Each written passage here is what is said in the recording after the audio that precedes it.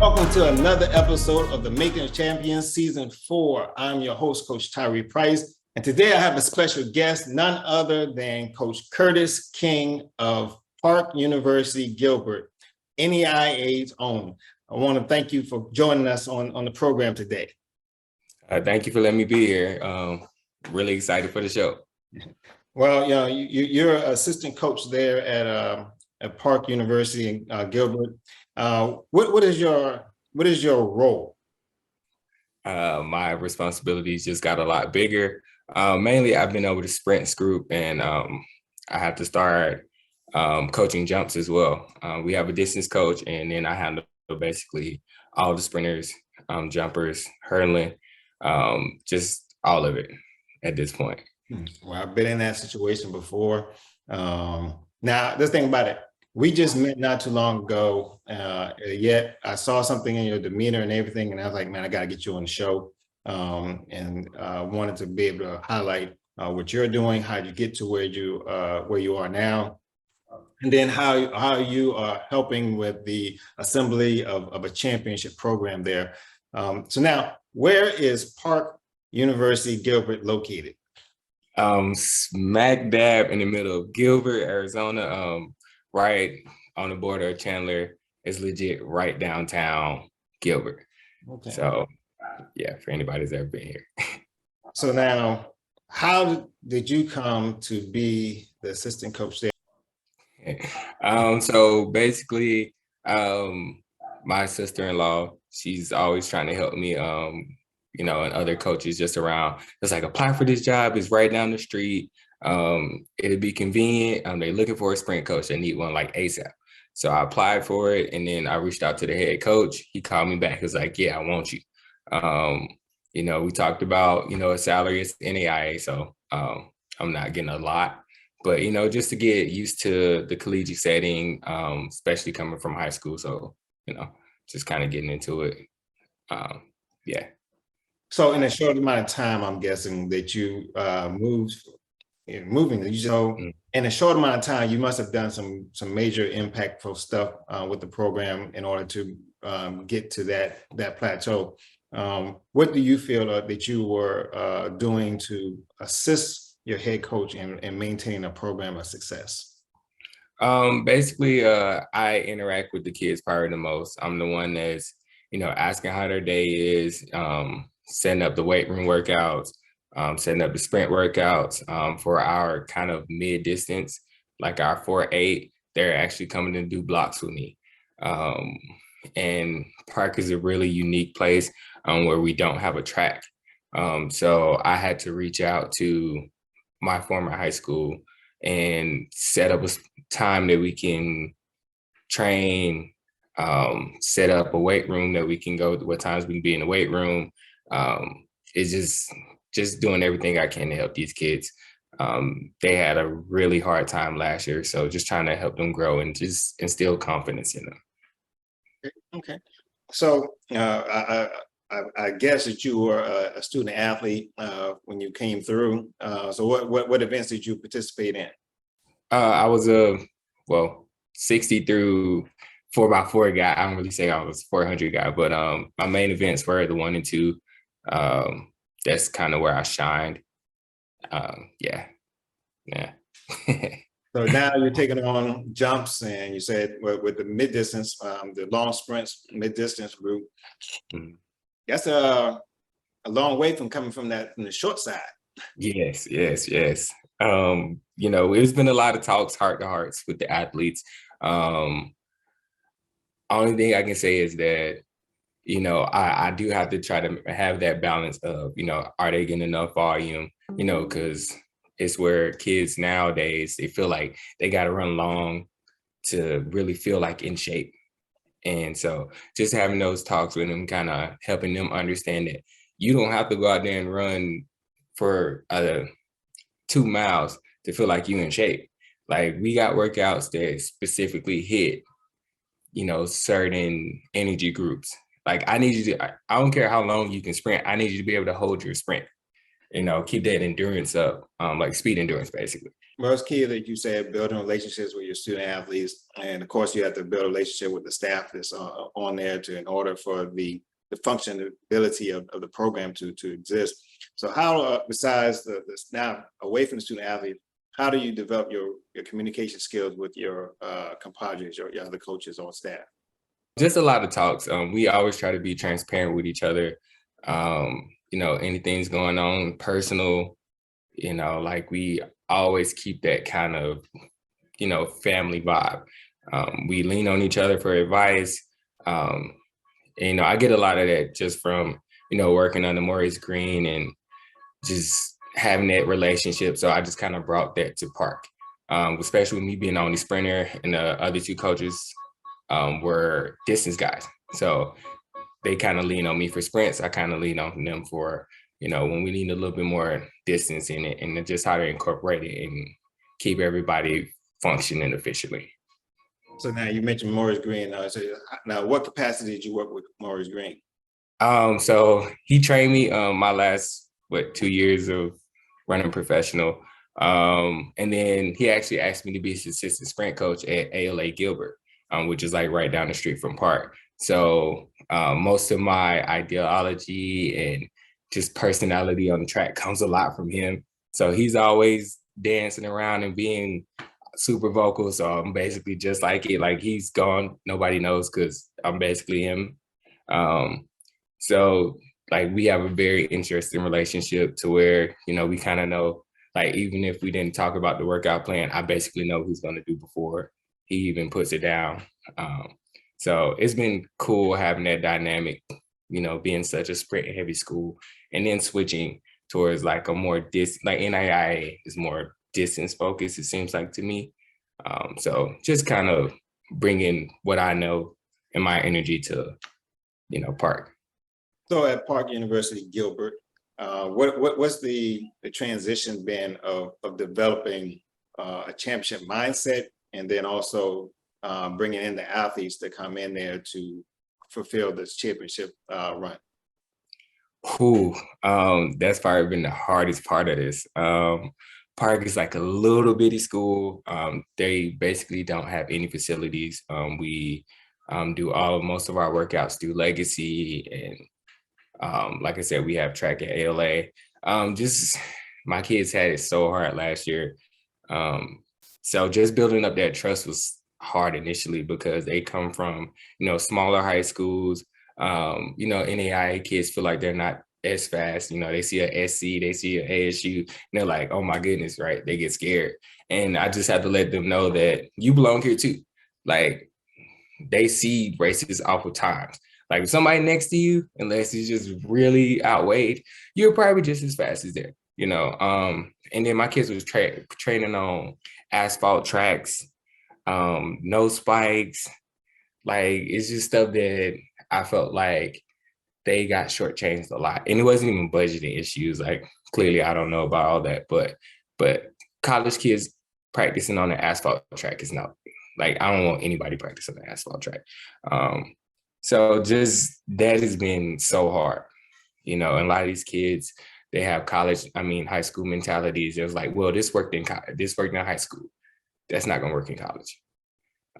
So just kind of like building that demeanor has been a real big challenge, and we're just now starting to get it clicking, and like letting my kids know that, like, y'all deserve to be here too. Y'all deserve to get scholarships. Y'all deserve to be in these big races. So, I'm still kind of finding a balance, especially with being a smaller school. Their standards being a little bit lower than Division I, Division II, and like meet selection. So like I can't take them to big meets every week because they do get kind of intimidated by those bigger schools. So let them go beat up on a couple JUCOs and then come back. Like, you got to be in the fire though. So just kind of instilling that confidence, like they can do this. We only like one meeting right now. So it, like, yesterday was kind of like a really big focus on just execution and like letting them understand they deserve to be here. So just trying to build their mindsets up to let them know that you can compete. Like, this is track and field. There could be a high schooler out there blazing everybody up, and they just fast is fast. So now, as you're building towards a championship program, looking for the different athletes to come in to in your areas of the sprints and jumps and hurdles and everything, what, as a coach, what are you looking for out of each individual that comes into your program to be successful? I'm just looking for that kid that really loves track, really wants to work, at least cares about school enough to like go to class. I just need effort. I'm always willing to help the kids. We got tutors and stuff like that. I just need you coming to work. Clearly I want the fastest kid in the state. But I know I'm gonna kind of get beat out for that. But I just want the kid that has decent times, has a good mindset, and just ready to work. Like, I can't ask for more than that, especially coming from high school. I'm used to that. I'm used to having to develop kids, and get them ready to run fast. I think that's probably one of my best qualities is like I really pay attention to like form and details, and we just slowly tweak it until they're running their fastest. So, just little stuff like that. Well, I know most assistant coaches, even when I came up younger, in the younger days, that I always I was missing something. But I knew something was missing, but then my mentality was, I know it all. I can do this. I can have this done. What are some of the things that you see right now in as an assistant coach that you're looking at developing or getting better at through your transition of coaching and managing? Cool. It's actually quite a few things I definitely think I need to work on, which I didn't even understand. I'm taking a couple classes, and just the fact that I've been running track so long, I've kind of mastered certain skills. And, when I'm trying to explain it to the kids and they're not understanding, and, I'm not changing what I'm saying. So they're like, bro, I still don't get it. So just getting better cues, getting better dialogues, better examples. Because, at this point, been running track for 14 plus years at this point. And, I'm like, get your arms up. It's like, what are you talking about? They like same arm, same leg. I'm like, I feel like you shouldn't be having this problem. So, just getting better with delivery and understanding that, these kids didn't have like any type of coaching. So, that's probably one of the biggest things I have to worry about. And also with the management part, just grades and budget. We don't have a DO here, so we have to really, really plan out every single little detail. Grades hit us hard. Just like, just staying focused on not just the track part of it, but the business side, I guess I should say, because it is business basically. Right. I know coming through, learning from different coaches, like, man, okay, when I I have a program or I get into another program, I'm gonna do this better. I see Mhm. this part, and it's all about growth. You see things, and you start to evolve even more. Not saying change, but more so evolving your ways of doing things, because you see what is working for you and what hasn't worked for you, and what this needs to be a little slight adjustment to what you're doing. And then you'll see a lot more of the progression that comes through. I've been there many times and still going through some things now. So it's a constant, I guess you can say, rebuilding of yourself every year, because you learn something new when you're dealing with your student athletes, dealing with administration, dealing with other coaches out there. So it comes into play. But what about a Park University that that you find fascinating? Um, Honestly, the thing that I find most fascinating about Park is, to me, it's like a athlete's college. Like everything's online, they don't really have a lot. So most of the kids that go there, choose to go there because of sports. You got ASU down the street, you have, Mesa Community College. So you have like these cheaper options or bigger schools, but they choose to go to Park, mostly for athletics. And, I feel like, that's a good place to be, just having something specifically for athletes, um, and just help guide them through the process. I think that makes Park so unique. Um, and then just the way they have things set up, they still have things on campus for kids to come in and, just kind of hang out, little parties, and just kind of make it cohesive. Um, I think that really makes Park unique. Well, this past year, what's one thing that you learned that you think other coaches would benefit from? Man, just don't assume things are getting done. Like I said, we don't have any facilities on campus, and at first, we had an SC program going on at another facility. So, before the season started, it was like, I need power cleans, I need this, I need that, I need testing. And, so I'm thinking it's getting done, right? Because I do have to work my other job, which I'm also a SC. Um, so I'm like, all right, I talk to the kids, we do our daily check-in. How was weights today? They had us bear crawling for an hour. Mm. What are y'all doing? Like they had us front squatting with, throwers with like 105 on the bar. And so I'm like, well, what are we really getting done? And now, so I had to come to a position where we can't use them for weights. Like I had to take over and get my kids ready. I have to make sure paperwork is getting filed. Um, like just being on top of that stuff. Like you think, just because you're at a college, people are really on point with their job, not disrespecting anybody, but you still gotta kind of look over their shoulder like, hey, did you get this through? Did you get that done? Is this being done? Is that being done? Not really micromanaging, but just making sure the athletes are taken care of. Because we had a couple issues where people just wasn't paying attention and, things that get fouled, which is super frustrating as a coach. So just staying on top of that. Now, how do you get your team prepared when it comes down to competition going into a track meet? The mental side of focusing on the task at hand. Still figuring that one out. Because I'll just use yesterday. I'm not gonna say any names anyway. My kids are getting butterflies. Like, Coach, my stomach hurt. It's like, can you compete? Yes, we'll get to warming up. Like, you're not about to sit up here in the ball. Like, but I just try to talk to them. I just try to talk to them and let them know they got this. We done did way more, like all the work. All the work. Clearly, we're not at a point where I want you running your fastest, but we're ready to run fast. I need you to bleed it. Like I send them, little videos, quotes. At the coaching convention, one of the presenters had like a mental cue check-in.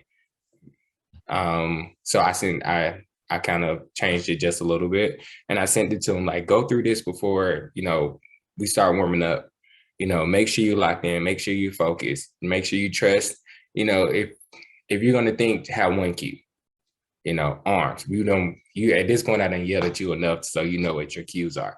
And really is just reassuring them that they're supposed to be here. That's been the biggest issue I've had with my college kids. Like the high school kids, they don't care. They just gonna get out there and run. They like, I'm gonna beat everybody out here. I don't care what grade you're in. So, that's been the biggest thing I've been trying to instill into my kids. Like, be ready. You got it. So. Well, I know you mentioned Maurice Green. Who are some other people that have influenced you in the sport, coaching wise, and coming through, that you kind of value them to help you get into where you are now? So, again, Mo is going to be the biggest factor.